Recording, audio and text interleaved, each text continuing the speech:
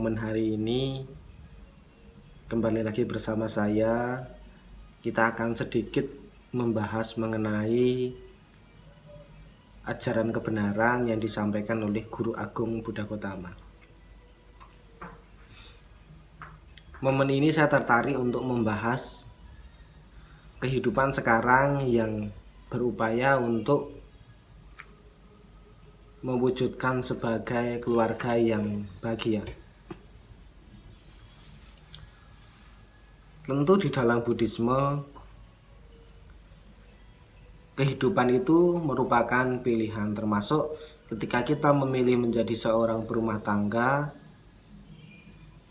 Tentu pada umumnya kita dapat berkeluarga dan suatu saat kita juga memiliki pasangan, memiliki anak, dan seterusnya. Nah, momen inilah yang dijadikan introspeksi bagi diri kita, karena tidak jarang masalah-masalah itu timbul ketika dua kepala disatukan dalam satu ikatan pernikahan atau perkawinan. Apakah mudah? Tidak, karena sebelum kita melempar segala hal ke dalam kehidupan perkawinan, atau artinya ketika kita melihat dari dua pasangan ini terjadi banyak persoalan, masalah, sebenarnya secara individu atau pribadi pun terkadang kita juga sudah mengalami yang disebut sebagai masalah internal.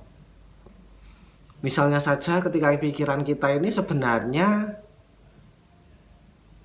ingin pergi ke suatu tempat, tetapi pada momen itu pun ternyata badan kita sedang tidak mengalami hal yang baik, artinya sedang tidak sehat. Maka pergolakan antara pikiran yang ingin pergi ke suatu tempat dengan kondisi badan yang tidak sesuai itu juga merupakan suatu konflik atau permasalahan. Nah, menjadi hal yang penting sebenarnya ketika kita memilih untuk kehidupan berumah tangga dan perlu untuk menjadi atau memiliki pondasi yang kuat. Karena ibarat sebuah rumah, kehidupan berkeluarga itu harus memiliki pondasi yang kuat. Pondasi yang kuat itu tidak hanya sekedar dari batunya saja yang kuat, semennya saja yang kualitas baik, kemudian dari batanya yang kuat dan seterusnya. Tidak hanya seperti itu, tetapi banyak faktor yang harus mendukung kehidupan itu bisa harmonis dan juga baik. Tentu peran dari semua lapisan keluarga, entah itu dari ibu, ayah, anak, mertua, kakak, adik, saudara-saudara, itu menjadi fokus dan juga menjadi hal yang baik untuk bisa saling mengisi dan saling bekerja sama. Karena tentu permasalahan-permasalahan itu akan muncul silih berganti, dan terkadang kita juga mengalami masalah yang sulit untuk kita pecahkan sendiri. Dalam Buddhisme dijelaskan dalam Samyutta Nikaya pertama 215 disebutkan bahwa kebahagiaan dalam berumah tangga akan dapat dicapai apabila masing-masing anggota keluarga dapat mempraktekkan syarat-syarat ini. Yang pertama adalah saca, yang sering diartikan sebagai memiliki kejujuran dan menepati janji yang dibuatnya. Dengan memiliki kejujuran dan dapat menepati janji, dapat membangun suatu kepercayaan antar sesama anggota keluarga, maka kejujuran ini akan menciptakan kondisi yang harmoni. Sebab tidak ada lagi kecurigaan. Banyak rumah tangga yang mengalami masalah karena mereka tidak mau jujur atau tidak mau terbuka antara satu sama lainnya, sehingga ada hal yang membuat curiga-curiga itu ada saja. Oleh karena itu penting bagi berumah tangga untuk mengembangkan kejujuran. Hargailah setiap kejujuran yang orang lain utarakan, sebab segalanya dapat dijelaskan, segala persoalan dapat diselesaikan, dan segala persoalan pasti ada solusinya. Karena ada sebab maka ada akibat. Demikian juga seandainya ada yang tidak jujur, tentu juga ada sebabnya. Maka kehidupan berumah tangga itu kan salah satu faktor yang sangat penting adalah komunikasi. Komunikasi itu memegang peranan yang sangat penting sekali, memegang peranan yang sangat vital. Dari cara kita berkomunikasi itu sebenarnya kita bisa memproyeksikan kehidupan kita berumah tangga apakah akan bisa jauh lebih baik atau tidak. Jadi kalau komunikasinya baik, otomatis segala persoalan, segala masalah akan jauh lebih bisa diuraikan, akan jauh lebih bisa dicarikan solusi. Maka ketika satu sama lain berkomunikasi dengan baik, setidaknya mengutarakan kemauan dan keinginan masing-masing anggota dari keluarga. Persoalan nanti apakah dari keinginan dan cita-cita itu terrealisasi atau tidak, itu sudah urusan yang berbeda. Tetapi keterbukaan dan komunikasi itu penting. Nah, komunikasi itu tidak hanya terbatas ketika kita bisa bertatap muka. Sekarang sudah banyak sekali karena perkembangan zaman yang sangat-sangat pesat, maka kita bisa menggunakan media-media yang sudah tersedia. Contoh, kita bisa menggunakan handphone atau smartphone kita bisa dengan melakukan telepon, bisa melakukan dengan melalui media sosial, bisa melakukan video call dan seterusnya. Maka semakin dipermudah ini artinya kita harusnya bisa lebih memanfaatkan dan juga bisa lebih mengupayakan untuk komunikasi itu tidak pernah putus. Karena komunikasi itu meskipun terkadang komunikasi itu menjadi hal yang sangat sulit dilakukan, tetapi kalau tidak ada komunikasi bagaimana kita bisa menyelesaikan masalah? Maka yang pertama adalah komunikasi harus berbasis dengan keterbukaan dan juga berbasis dengan kejujuran. Karena fokus pada kejujuran dan keterbukaan akan membuat kita jauh lebih lega. Maka ada konsep bahwa lebih baik jujur tetapi menyakitkan daripada berbohong dan kelihatan indah. Maka itu penting sekali karena ketika kita jujur tidak akan menimbulkan efek-efek ke belakang yang tidak baik. Tetapi kalau kita berbohong, maka efek-efek lanjutannya akan jauh lebih tidak baik. Yang kedua adalah dhamma.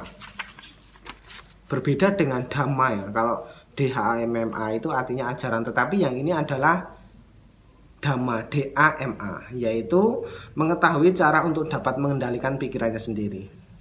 Banyak masalah yang sederhana menjadi suatu bencana yang besar bagi berumah tangga karena tidak dapat mengendalikan pikiran. Oleh karena itu, sebagai berumah tangga perlu latihan untuk mengendalikan pikiran sendiri. Sebab terkadang pikiran itu tidak mudah dikendalikan, bergerak sangat cepat, bagaikan ikan yang menggelipar di daratan. Dengan mengetahui cara mengendalikan pikiran, hal ini akan membantu kita dengan pikiran yang tidak mudah timbul kepada salah pengertian, salah paham, maupun rasa saling curiga. Inilah pentingnya meditasi bagi rumah tangga agar semakin tahu gerak-gerik pikirannya sendiri, sehingga tidak mudah terbakar oleh pikiran-pikiran yang negatif. Dengan demikian maka keluarga akan tetap utuh, harmoni, dan bahagia karena pikirannya sudah menjadi tenang. Nah, di dalam kehidupan berumah tangga juga penting untuk kita mampu mengendalikan pikiran kita dan hati-hati dengan pikiran kita, karena apa yang kita pikirkan itu ya akan terjadi di masa depan.